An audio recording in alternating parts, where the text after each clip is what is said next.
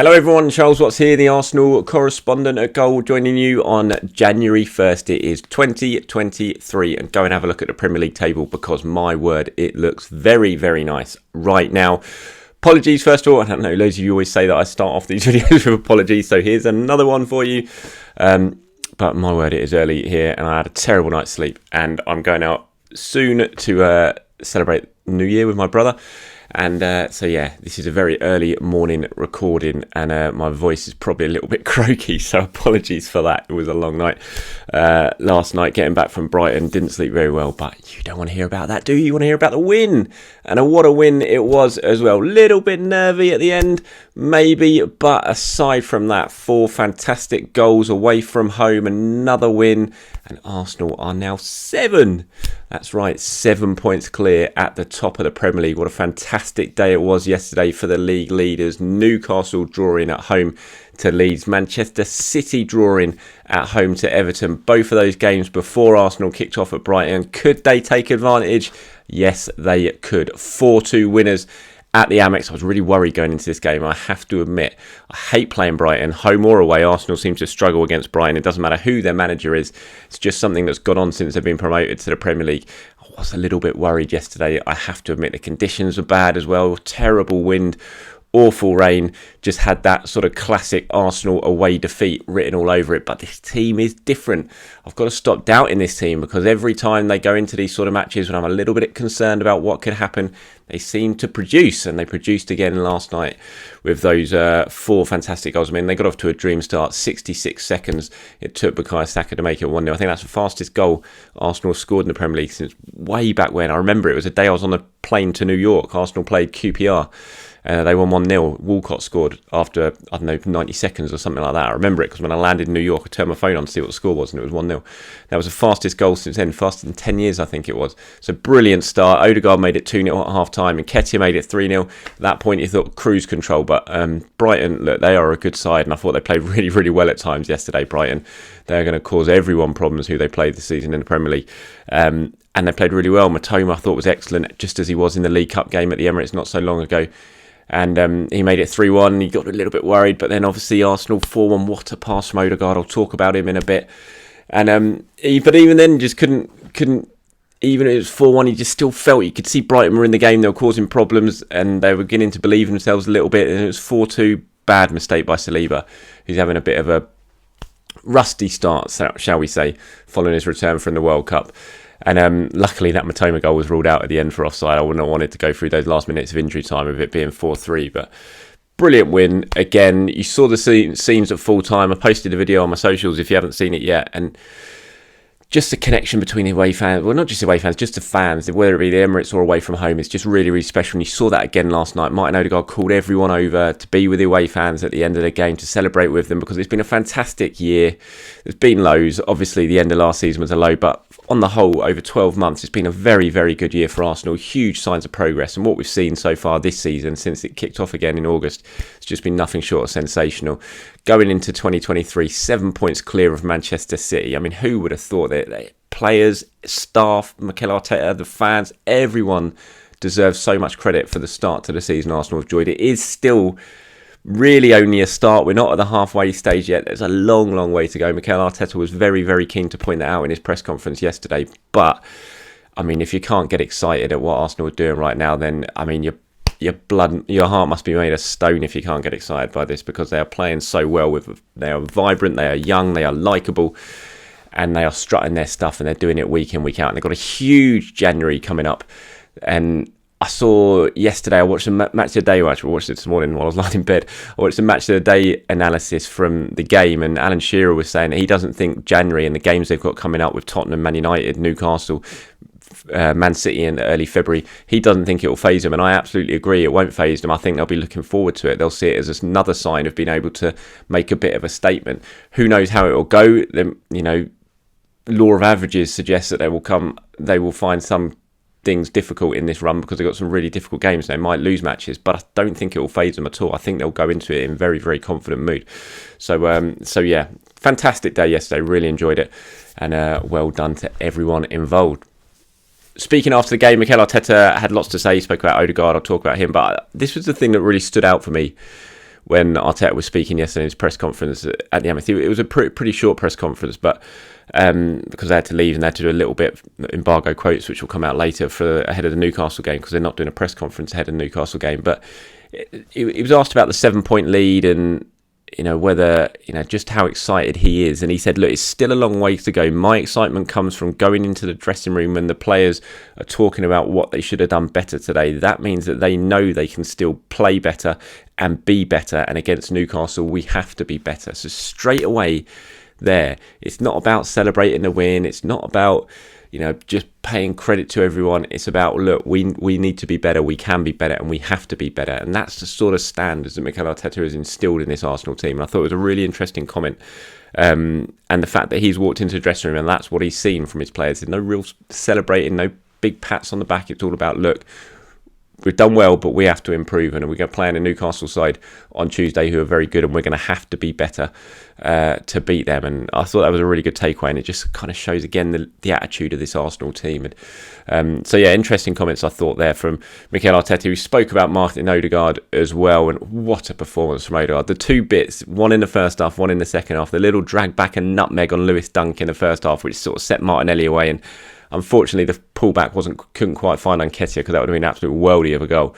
But then the second half, that pass for Gabby Martinelli for his goal, just sensational from Martin Odegaard. It really, really was brilliant around the corner.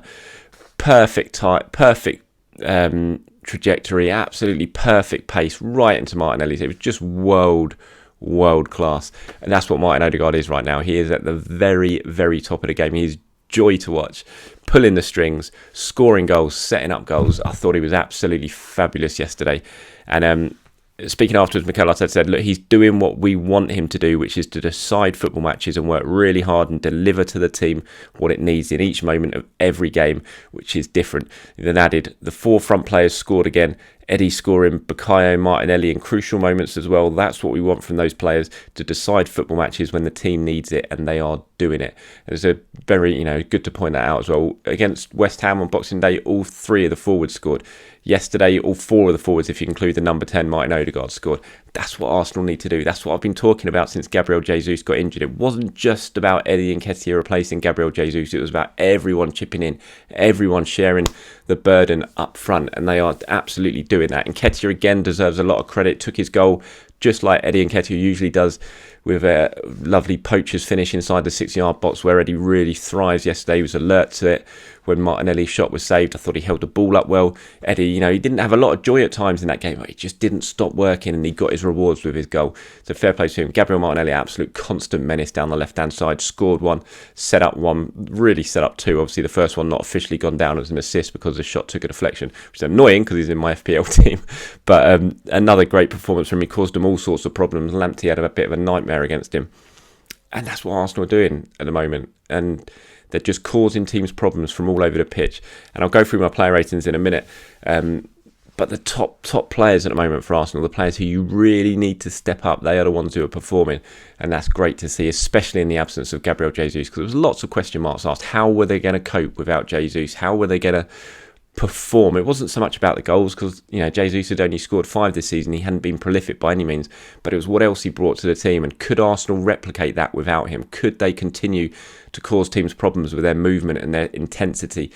And they've answered it in these 2 games. I thought they were really, really good against West Ham, even in the first half when they were trailing. And I thought they were really, really good yesterday. And that bodes very well for what is a very difficult month to come in January. Okay, so player ratings wise, I gave Ramsdale a 7. I saw Ramsdale get a bit of criticism. Maybe could have done better with a second goal. It squirmed underneath his body, but I don't think he was expecting Saliba to make the mistake he did. But he made some good saves, Ramsdale, yesterday. It was really tricky conditions for the goalkeepers, and I thought on the whole he played well. I gave him a 7. I gave White a 7. I mean, Arsenal were worse when White went off, and I think that says it all. Tomiyasu had a bit of a nightmare when he came on. Positionally, and he was caused lots of problems, and I thought White was playing really well up to that point, and the changes at the back from Arteta maybe disrupted things a little bit, taking the 2 fullbacks off at the same time. So I gave White a 7. I gave Saliba a 6. He's definitely rusty, Saliba, which is no surprise because he only played about 20 minutes while he was away for France in 6 weeks. He just hasn't played much football, and I think he's come back. I thought he was rusty against West Ham, and he was definitely rusty. Really uncharacteristic error for the second goal. So I gave him a 6. Gabriel I gave a 7. Zinchenko I gave a 7. Good to see Zinchenko back. I thought he linked up really well down the left with Martinelli, but he did leave some space behind him, which Brighton exploited at times yesterday. I think that's what you're going to have to deal with when you play Zinchenko, because you know how he likes to play, how he likes to come inside, and there is going to be space for the opposition team to exploit behind him, and I thought Brighton did that at times yesterday. Thomas Partey, magnificent. I thought, again, Thomas Partey, you look at every single goal yesterday, Partey was involved in all of it. It was just at the heart of everything, tidied up well defensively. You look at the first goal and the fourth goal in particular, the part that Thomas Partey played in that. Brilliant performance from Partey. He gets a 9. Xhaka 7. Odegaard 9. I've already said what I've had to say about Odegaard. Just sensational. Saka 8. And Nketiah 7. Martinelli 8. Very close for man of the match, because I thought Partey played really, really well, but it's difficult. It has to go to Odegaard, really. He scored one, made one, and that pass alone was just sensational. So he gets my man of the match. Mikel Mudryk watching on again. I mean, he can't do much more, can he, to make it clear how much he wants this move to Arsenal. Another Arsenal game, another Arsenal post from Mudryk saying he was watching the game. This time a picture of Mikel Arteta calling him a top coach. I mean, he's definitely doing all he can he? He's putting a lot of pressure on everyone to get this deal done. He's clearly desperate to make the move to the Emirates. He wants it. Arsenal want it. We're in the January transfer window now. It is, of course, January the 1st, so the transfer window is officially open. It's just a case, can Arsenal get this deal done with Shakhtar Donetsk? And Mikel Arteta at the moment purely focusing on football. He has to. Games coming thick and fast.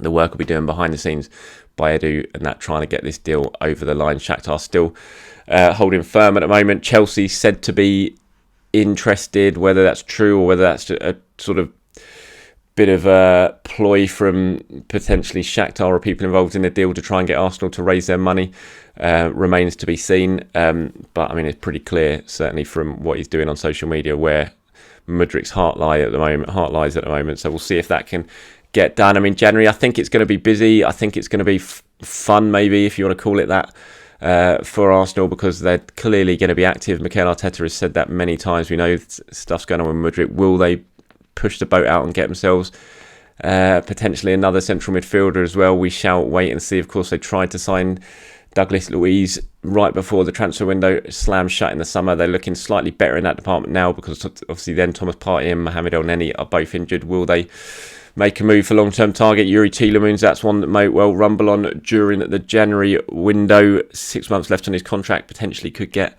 him for a pretty decent fee if Leicester decide to sell. We'll just see if Arsenal do sort of rekindle their interest in him, and will they let any players go? Cedric Soares, the big one, getting lots of interest. Not playing much football, but a valuable squad member. Do you let him go now, or do you just think, you know what, Cedric, you can go in the summer, you're going to stick around for 6 months and be another body, so to speak, in the squad who could potentially be used if possible, because Arsenal don't have the biggest squad? They're the sort of questions they're going to have to answer over the course of the next 4 weeks. I'll try and keep you as up to date as I can as the month progresses, but for now, don't worry about transfers. Just take a look at that league table. Go on, just go and have a look. If you're feeling down today, if you're feeling slightly hungover, if you've had too much of a big night bringing in the new year, wherever you're watching this around the world, go and have a look at the league table. That will raise your spirits in an instant. Happy New Year, everyone. Thank you for the support you've given me on this channel and on my socials throughout the year. It's been a pleasure bringing you the news that I can from Arsenal, and what a fantastic end to 2022 it's been. Bring on 2023.